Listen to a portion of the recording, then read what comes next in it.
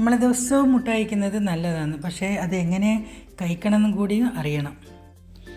മുട്ട ഞാൻ നല്ലോണം കഴുകിയെടുക്കുന്നുണ്ട്. പിന്നെ നമ്മൾ ഇതിൽ നല്ല കുടുങ്ങിയ ബൗള് പോലത്തെ പാത്രം ഉണ്ടല്ലോ, അതാകുമ്പോൾ നമുക്ക് കുറച്ച് വെള്ളം മതി.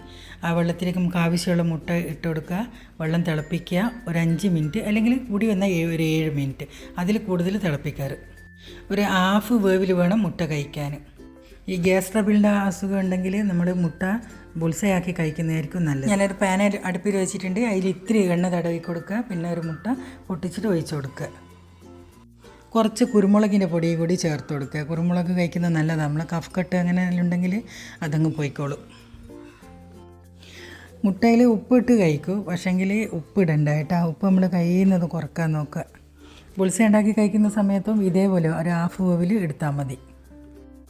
ഒരു 50 വയസ്സെല്ലാം കഴിഞ്ഞ ആൾക്കാരാണെങ്കിൽ പിന്നെ ആഴ്ചയിൽ 1-2 മുട്ട കഴിച്ചാൽ മതി. ഈ വീഡിയോ എല്ലാവർക്കും ഇഷ്ടമായി. Bye, thank U.